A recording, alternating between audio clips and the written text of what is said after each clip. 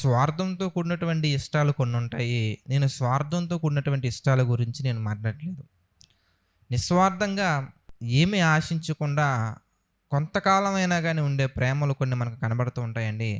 అలాంటి ప్రేమను కనపరిచేవారు మన జీవితంలో మనకు కనిపించినప్పుడు, ఆ ప్రేమ ఎంతవరకైతే ఉంటుందో అంతవరకు మాత్రం వాళ్ళని మనం చాలా ఇష్టపడుతూ ఉంటాం. ఉదాహరణకి మనం బైబిల్‌లో నుంచి కూడా మనం గమనించొచ్చు. స్త్రీ తన చంటి బిడ్డను మరచునా?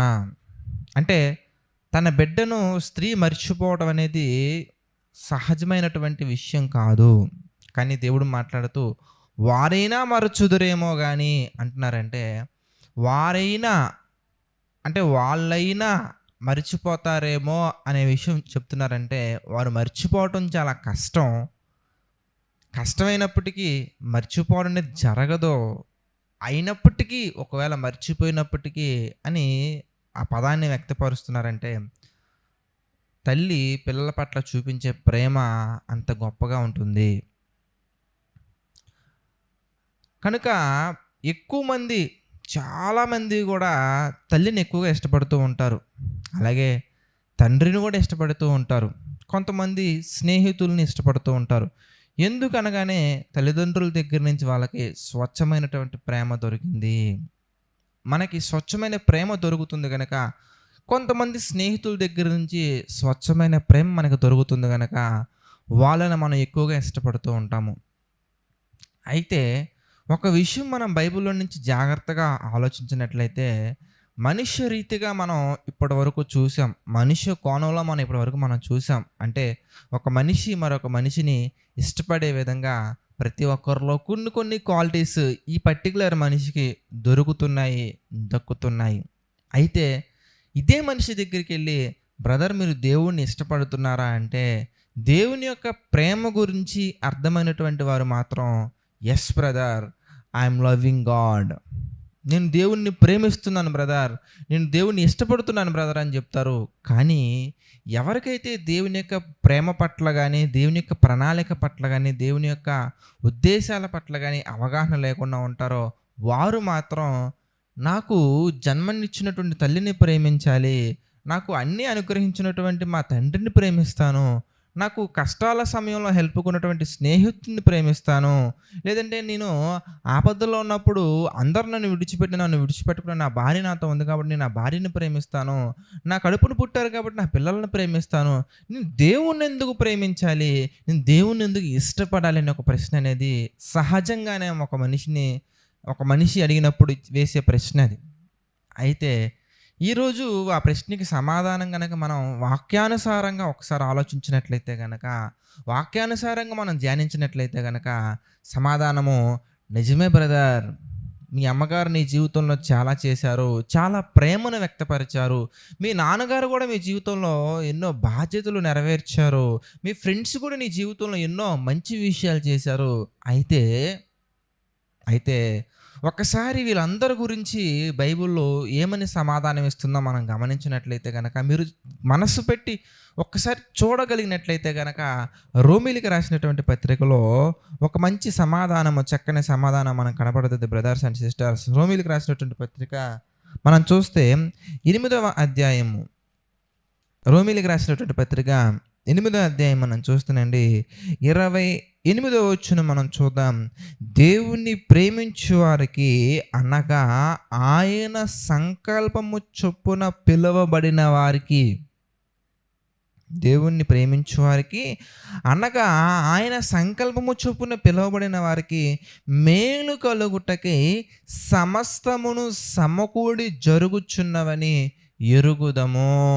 అంటే ప్రియులరా, నీవు ఆ యొక్క ప్రేమను పొందుకోవాలని, స్నేహితుల యొద్ద నుంచి నువ్వు ఆ ప్రేమను పొందుకోవాలని, తల్లిదండ్రుల దగ్గర నుంచి నువ్వు ఆ ప్రేమను పొందుకోవాలని, వారి దగ్గర నుంచి నువ్వు కొన్ని విషయాలు నేర్చుకోవాలని, వారి ద్వారానే కొన్ని విషయాలు నువ్వు నేర్చుకోవాలని, అది అనుభవపూర్వకంగా కావచ్చు, జ్ఞానపరంగా కావచ్చు, ఆలోచన పరంగా కావచ్చు, డెసిషన్ మేకింగ్ విషయంలో కావచ్చు, అది ఏ విధముగానైనా కానీ నువ్వు వాళ్ళని అంత ఇష్టపడుతున్నావు కదా, అంత ఇష్టపడే వ్యక్తులు చెబితేనే నువ్వు వింటావు కనుక, అంత ఇష్టాన్ని నీలో కలిగే విధంగా అంత గొప్పగా అటువంటి వ్యక్తులను నీ చుట్టూ మేలు కలుగుటకే దేవుడు అందించటం జరిగింది. చాలామంది ఉన్నారు కదండీ! మరి వాళ్ళందరిలో కూడా ఈమె నీకు ఎందుకు తల్లిగా రావాలి? ఇతనే ఎందుకు నీకు తండ్రిగా రావాలి? నీవే ఎందుకు వాళ్ళకి పిల్లలుగా వెళ్ళాలంటే, నీ ద్వారా మేలు కలుగుటకై వాళ్ళకి వాళ్ళ ద్వారా నీకు మేలు కలుగుటకై, నీ ద్వారా వాళ్ళకి మేలు కలుగుటకై, సమస్తము మేలు కలుగుటకై సమకూడి జరుగుచున్నవని ఎరుగుదము. అంత గొప్ప తల్లి ప్రేమను అందించినటువంటి దేవునిది ఇంకెంత ప్రేమ ఒకసారి ఆలోచించండి. వీళ్ళైనా మనల్ని మర్చిపోయే అవకాశాలు ఉన్నాయి. స్త్రీ తన చంటి బిడ్డను మరుచునా, తన గర్భమును పుట్టినటువంటి చంటి బిడ్డను మరుచునా, వాళ్ళైనా మర్చిపోతారేమో. నేను మరువను, నేను నిన్ను విడువను, ఎడబాయను. చూసారా ఎంత చక్కగా ఉందో. అలాగే మనం ఆలోచించినట్లయితే, చూడుము నా అరచేతుల మీద నిన్ను చెక్కి ఉన్నాను. ఎంత గొప్ప ప్రేమ అండి దేవుడిది. మనం ఈ 60 సంవత్సరాలు మాత్రమే మనకి కనిపించే ప్రేమ ఇది. ఒకవేళ 60 సంవత్సరాలు కూడా ఉండదండి. ఒకవేళ ఉన్నా కానీ 60 ఇయర్స్ కూడా నిన్ను చాలా చక్కగా అమితంగా ప్రేమించినప్పటికీ, నీవు ఎప్పుడైతే ఈ దేహాన్ని విడిచిపెడతావో, ఆత్మగా ఉన్న నీవు ఎప్పుడైతే ఈ యొక్క శరీరాన్ని, ఈ లోకాన్ని విడిచిపెడతావో, అక్కడ తోటి నీకు వారికి సంబంధాలు అనేవి తెగిపోతాయి.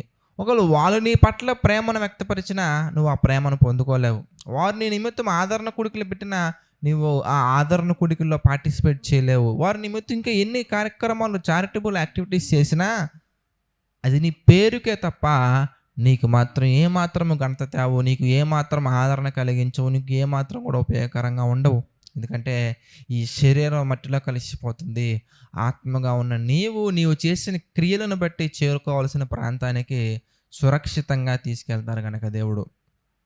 కనుక ప్రియులారా, మనం దేవుణ్ణి ఎందుకు ఇష్టపడాలి అనగానే ఒక విషయం మనం జాగ్రత్తగా ఆలోచించినట్లయితే, ప్రియులారా, మనం ఏదైతే ప్రేమిస్తున్నామో, మనం ఏదైతే ఇష్టపడుతున్నామో, ఆ ఇష్టపడే ప్రతి ఒక్కరు కూడా దేవుడు సమకూడి జరిగించితేనే మన జీవితంలో కలుగుతుంది. నీవు బాగా ఇష్టపడే ఫ్రూట్స్ నీకు ఇష్టమని దేవుడు ప్రకృతిలో నీవు భూమి మీదకి రాకమునుపే ఉంచటం జరిగింది. ఇర్మియా గ్రంథం 1వ అధ్యాయం మనం గమనించినట్లయితే, నీవు గర్భమున పడకమునుపే, నువ్వు బాల్యముగా ఉన్నప్పుడే, నీవు గర్భమున పడకమునుపే నేను నిన్ను ఎరిగితిని, నీవు గర్భములో ఉన్నప్పుడే నేను నిన్ను ఎరిగితిని. మనం ఈ భూమి మీదకి రాకమునుపు, తల్లి గర్భములో ఉన్నప్పుడు, తల్లి గర్భములోకి రాకముందే నీ పట్ల, నా పట్ల దేవునికి ఒక అద్భుతమైన ప్రణాళిక కలిగి, ఒక అద్భుతమైనటువంటి ఉద్దేశాలు కలిగి, నీ నిమిత్తము ఇంత అద్భుతమైన సృష్టిని కలిగించి, మంచి పేరెంట్స్ని, మంచి ఫ్రెండ్స్ని, మంచి లైఫ్ని నీకు ఇచ్చి చాలా చక్కగా దేవుడు నేను ఇంత చక్కగా ఎందుకు ఉంచారయ్యా అంటే, దేవుని యొక్క ప్రణాళికలను బ్రతకాలని, చక్కగా ఆయన యొక్క ప్రేమను కూడా నువ్వు రుచి చూడాలని. ఆయన ప్రేమలో భాగంగా వచ్చినటువంటివన్నీ రుచి చూస్తున్నావు, కానీ ఆయన ప్రేమను రుచి చూడట్లేదు. ఆయన ప్రేమను రుచి చూడాలి కనుక నువ్వు దేవుణ్ణి ఇష్టపడాలి. నువ్వు ఆయన్ని ప్రేమించకపోతేనే, నువ్వు ఆయన్ని ఇష్టపడకుండానే నీ నిమిత్తం ఇన్ని చేసినటువంటి దేవుడు, నువ్వు ఒకవేళ ఆయన ఇష్టపడి ఆయన ఇష్ట ప్రకారంగా కనుక నడుచుకుంటే కనుక, my dear brothers and sisters, ఆయన ఇచ్చే గొప్ప గిఫ్ట్ ఏంటో తెలుసా మీకు? మత్తయి సువార్త 7వ అధ్యాయం మనం చూద్దామండి. ఒకవేళ మనం కనుక ఆయన్ని ఇష్టపడి ఆయన చిత్త ప్రకారంగా, ఆయన ఇష్ట ప్రకారం మనం నడుచుకుంటే కనుక, మత్తయి సువార్త 7వ అధ్యాయము 21వ వచనం మనం చూస్తేనండి, ప్రభువా అని నన్ను పిలుచు ప్రతి వాడు పరలోక రాజ్యములో ప్రవేశింపడు కానీ, చూసారా చక్కగా ఉందో, ప్రభువా అని నిన్ను పిలుచు ప్రతి వాడు పరలోక రాజ్యంలో ప్రవేశింపడు కానీ, పరలోకమందున్న నా తండ్రి చిత్త ప్రకారము చొప్పున చేయువాడే ప్రవేశించును. ఒకవేళ మనం గనక దేవుని ఇష్టపడి, అంటే ఆయనను మనం ఇష్టపడకుండానే మన నిమిత్తము ప్రకృతి, ఆయనను మనం ఇష్టపడకుండానే మన జీవితంలో మేలు కలిగించేవారు, అలాగే కీడు కలిగించే వాళ్ళు కూడా దేవుడే తన చిత్త ప్రకారంగా మనల్ని ప్రేమించి పంపిస్తున్నారు. ఎందుకు తెలుసా? ఎందుకంటే వాళ్ళ ద్వారా ఒక మనిషి యొక్క నైతిక విలువలు మంచిగా ఉంటే ఎలా ఉంటుంది అనేది నువ్వు ఎక్స్పీరియన్స్ అవ్వాలి. ఒక మనిషి నైతిక విలువలు దిగజారితే ఎంత క్రూరంగా మారిపోతారనే విషయం కూడా నీకు తెలియాలి. అనుభవంలో నుంచి కొన్ని విషయాలు నేర్చుకోవాలి, ఆలోచించి కొన్ని విషయాలు నేర్చుకోవాలి, నీవు స్వతహాగా కొన్ని విషయాలు నేర్చుకోవాలి. ఇలా నీ ఒక జ్ఞానం విషయంలో, అనుభవ జ్ఞానం జ్ఞానం విషయంలో అన్ని విషయాల్లో ఎదిగి నువ్వు ఒక పరిపూర్ణమైన మనస్సు కలిగి, ఒక పరిపూర్ణత కలిగినటువంటి ఒక జ్ఞానం కలిగి నువ్వు బ్రతకాలని దేవుడు నీ జీవితంలో ఎంతోమందిని తీసుకొస్తూ ఉన్నారు. ఎంతో గొప్ప విషయాలు నేర్పిస్తూ ఉన్నారు. నువ్వు దేవుణ్ణి ప్రేమించకుండానే, నువ్వు దేవుని ఇష్టపడకుండానే ఆయనే నిన్ను ఇష్టపడి నీ నిమిత్తం ఇన్ని చేశారు.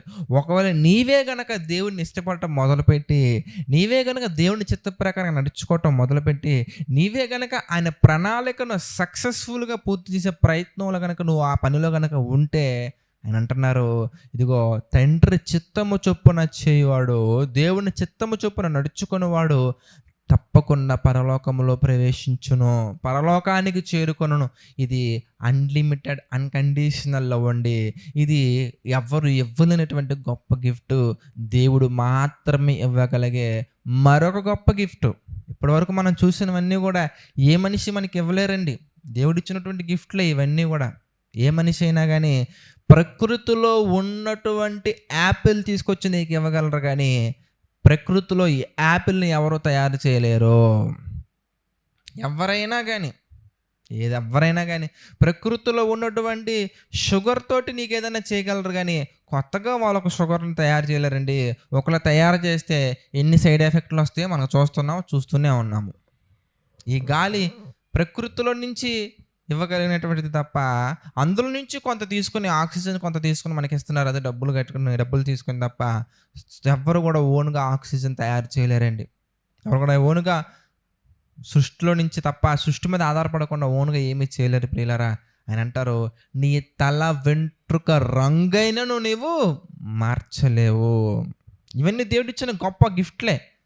ఈ గిఫ్ట్లు నీవు దేవుడిని ప్రేమించకుండానే నిన్ను దేవుడు ప్రేమించి ఇచ్చినటువంటి గిఫ్ట్లు అనుకుంటే, ఒకవేళ నీవు కనుక దేవుణ్ణి ప్రేమించడం ప్రారంభిస్తే, జస్ట్ ఇమాజిన్, ఈ భూమి మీద నువ్వు forever life and love and happiness పొందుకుంటావు.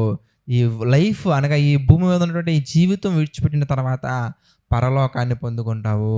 కనుక ఇన్ని గొప్ప విషయాలు మనం కలిగి ఉంటే కనుక, ఇన్ని గొప్ప విషయాలు దేవుడి దగ్గర నుంచి మనం పొందుకుంటాం కనుక తప్పకుండా దేవుణ్ణి మనం ప్రేమించాలి.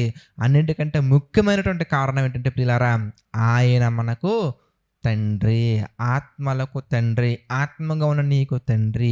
శరీర రీతిగా నీకు తల్లి ఉన్నారు, తండ్రి ఉన్నారు. ఆత్మీయంగా ఆయన మనకు తండ్రి కనుక, మనం ఆయన పిల్లలం కనుక, పిల్లలు తండ్రిని ఎందుకు ప్రేమించాలని ప్రశ్న వేయొచ్చండి? వేయకూడదండి. తండ్రి పిల్లలను ప్రేమించాలి, పిల్లలు తండ్రిని ప్రేమించాలి. దీన్నే లవ్ అంటారు. దీన్నే మరొక పేరు మీరు ఏదైనా పెట్టండి. ప్రార్థన చేసుకుందాం. ప్రార్థన. ప్రేమగల తండ్రి, దయగల దేవ, పరిశుద్ధుడ, మహోన్నత, సకల ఆశీర్వాదములకు కారణభూతుడైన తండ్రి, అనేకమైన విషయాలు ప్రభు మాకు తెలియచేశారు, మీ చిత్త ప్రకారం నడిపిస్తున్నారు తండ్రి. అందును బట్టి మీకే మహిమ, ఘనత, ప్రభావాలు చెల్లించుకుంటున్నాము తండ్రి. మమ్మల్ని దీవించండి, ఆశీర్వదించండి తండ్రి, బలపరచండి ప్రభువా. మీ యొక్క ఆలోచన చొప్పున తండ్రి, మీ యొక్క చిత్త ప్రకారంగా మేము అందరం కూడా తండ్రి ముందుకు సాగుటకు మాకు సహాయం చేయండి ప్రభువా. మీ కృపలో స్థిరంగా ఉంచండి, నడిపించండి తండ్రి. ఇప్పటి వరకు తండ్రి మీ కృప చొప్పున తండ్రి ఈ యొక్క మార్నింగ్ సెషన్ అంతా కూడా మీ యొక్క సహాయం చొప్పున నడిపించారు తండ్రి.